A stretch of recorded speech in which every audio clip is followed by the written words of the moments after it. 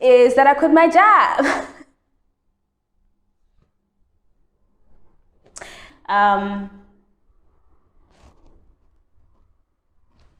I don't know.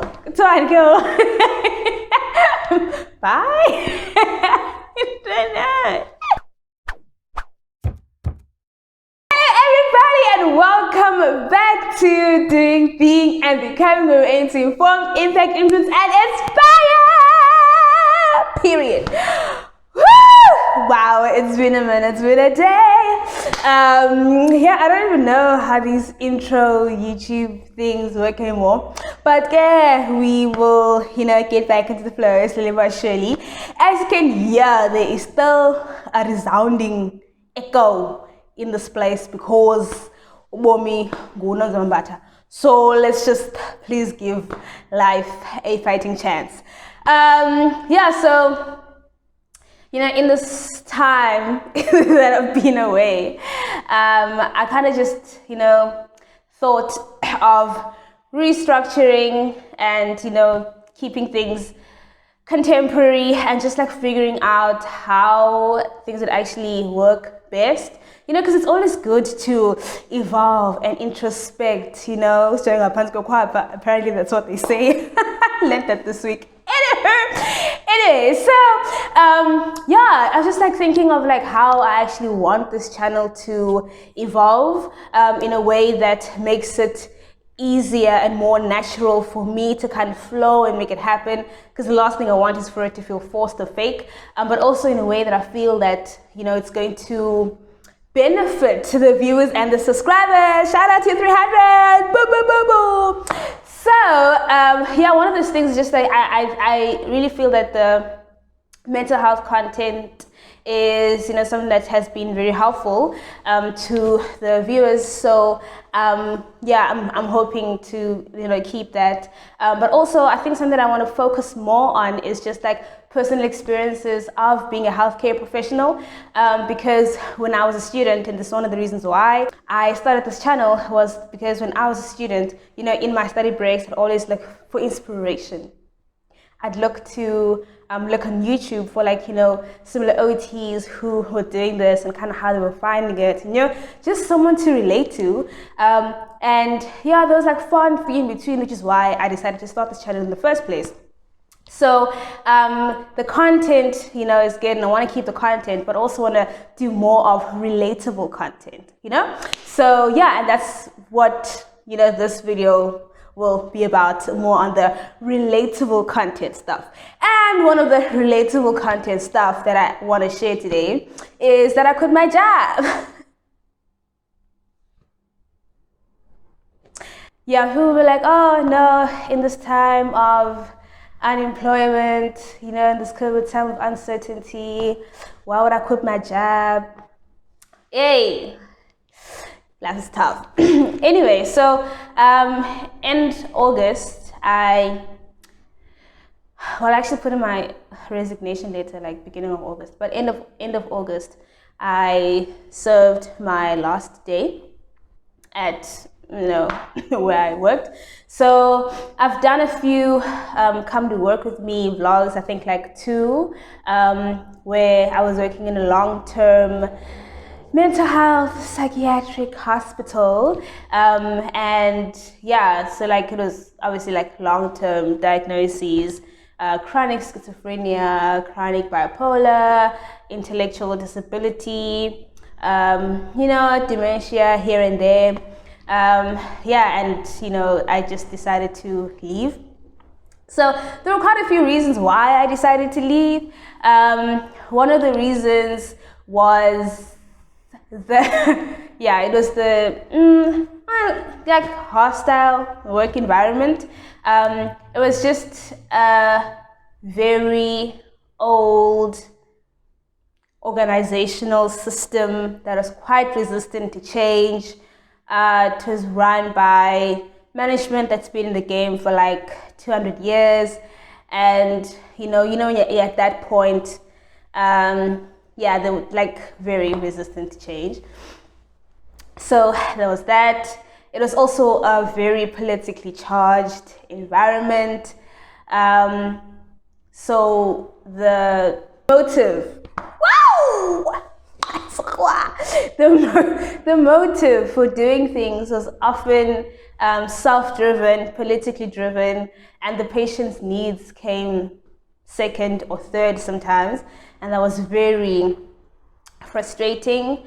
There was a lot of disorganization and division because everyone was pushing forward their own agenda. So you had like different people with different agendas, and they were kind of like fighting things out at the expense of the patients, because hello, like we're here because of these people.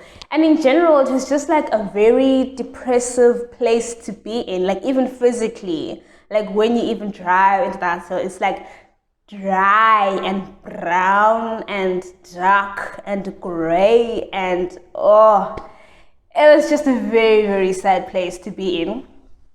So yeah, I remember one time, I think it was like last year, probably like in March or somewhere. So obviously I was still like getting used to things, but like I realized that anyways, I came back from work and I just sat in my bed and I just like cried. And I think I just needed to get all that frustration out so that I can just be like, okay, listen, you're here now, so like make it work. And I really did. I tried to make it work for as long as I could, but we all have a point. We all have a threshold, and I feel like I may have reached mine and even stayed longer than my threshold. So I left. But I didn't jump into the open. I left from government, and now I'm working in private. I work for Netcare, which motivates the move. So from the Eastern Cape, I'm actually like in the Western Cape now. So it's a very huge shift in just provincial systems, just in healthcare systems, from moving to public to private, and also it was a very huge organization to like a privately owned one, which means that although we're part of like the Netcare group, but the clinic itself, they are like a third or even a quarter of the number of people that used to work for the hospital that I used to work at, which already, changes the dynamic completely. It's a very open environment, very open to change, very progressive, lots of room for growth. You aren't swimming against the current. Like it's very easy to just like, move with the current and swim with the current. And I love that. And also just in terms of the patient dynamic, it's also like different. Whereas there I was working, chronic mental health, but here it's like a lot of short term. It's a 21-day program, and mostly mood disorders and substance use. So even there, like it shows the contrast between or just like the different settings within mental health one can actually work in. So yeah, I mean, I could say that I'm, quite happy so far. A lot of people would be like, why would you leave a government job, with benefits, all those things for like private? Because private is very different to public and you don't have the same benefits. And to that I say, security can hold you captive. So, if you want something, then you kind of just like have to take the risk in order to get what you want. And for me, it just became a matter of what is it that was most important to me at that time. Was it more important to me to be comfortable and safe and secure and live a very predictable and measured life for the next 30 years with no growth, same frustration, declining mental health? Or did I want something that's going to challenge me, grow me, expose me to different things, different opportunities, not just within work, but other parts of myself that I could grow in personally? And yeah, it just wasn't worth the mental stress, because honestly, if it's like class 13 at my previous job, it just felt like I was just passing days. I wake up on Monday, wait to wake up on Friday so it can be weekend, so I can do a little bit of the things that actually fill my tank, just to have my tank depleted again. It literally felt like khawuhoyelambiza and ayivuthwa ayichi imeko one and you just keep stirring. Awugaleli kwatyiwa. It's just there, lembiza. And I was just like, you know what? I can't. I really can't. Yeah, so now I'm in a place where the work ethic is a lot different. Effectiveness is prioritized. Accountability is actually present. I love accountability. I love working independently, but at the same time, I think it's really important to be accountable to someone, whether it's above you or below you, because then it helps you to keep in check. And I wins in the band, because like sometimes you do things because he has, but no one's gonna check up, and that's not okay. So I guess like in general or in conclusion, it just became a thing of like asking, like what is actually important, like what is actually important, what do you actually need, at that point. But I must say, even through all of that, the OT department at the hospital was amazing. The OT department was so great. I had amazing colleagues. I had the coolest supervisor. I wish I could just like take her and like make her my supervisor wherever I work because she's just that amazing. Oh, like she's well-tempered, very reasonable, very fair, became my gym partner somewhere throughout the year this year. We still keep in contact. And I think it's just that perfect balance between, work and maintaining interpersonal relationships. Yeah, and even within the department, we made reasonable progress, within the different projects that we worked in, within the department as a whole. And I must say that I actually learned a lot from working there. Firstly, what not to do as a healthcare professional, but also how to maintain interpersonal relationships, which is something that I actually must commend about the previous hospital that I worked at, is that, it didn't actually feel like you're just an employee number. Not that I feel like one here, but it didn't feel like, I was an employee number. It actually felt like I was acknowledged as a person. That yes, I'm an OT there, but people know who you are, people check up on you, and as much as a lot was just going on, but I think Ubuntu was definitely something that was practiced, and I really appreciate it for that. I learned how to make something out of nothing, how to work with difficult situations. I basically learned how to make miracles. There can be miracles when you believe. But anyway, I learned a lot. But anyway, I'm really grateful for that season. It has made me a better healthcare professional. And I'm also really hopeful, very hopeful for this new season. I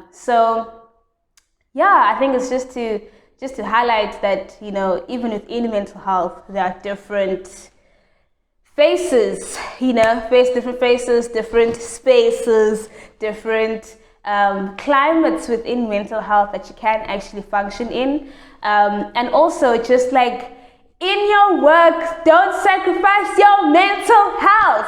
How ironic would it be for a health professional working within a mental health care setting to suffer from poor mental health because of the setting that they're working in? It makes no sense. It makes no sense. And that's another thing that also frustrated me, is that we're working in a mental health setting, therefore we know how important mental health is, but there's little provided to the staff to support their mental health when we know how taxing it is to work within a mental health care setting. So for me, those are just red flags. We always talk about red flags when to leave a romantic relationship, but sometimes red flags need to be noted even in work relationships, and when you need to cut it within you, between you and your organization, because sometimes it's really not healthy. And when you leave, they'll just replace you with 9234081 again. And at that point, you just be a number, and they'll pay you out and forget about you. And yeah, so prioritize yourself. Prioritize yourself. Don't be scared to make the necessary moves, because obviously, you anticipate something, but you're also like, you don't fully know what it's going to look like, once you jump. But take the leap, because, whether you fly or whether you fall, but there'll always be something that you're going to learn from it. So yeah, we are here now. We are growing, we are flowing, we are thriving, trying to thrive, but we remain optimistic. I really want, for after each video, that you walk away with some form of reflection, some thought, some motivation and courage towards action. So yeah, I think what I would like you to walk away from this video is just asking yourself, in your work environment, is it serving you as much as you are serving it? And if that relationship isn't mutual, then what is there to do about that? I don't know what I can do with myself. Anyway, until the next video, team, thank you for watching. Continue to do the best to be calm. Bye.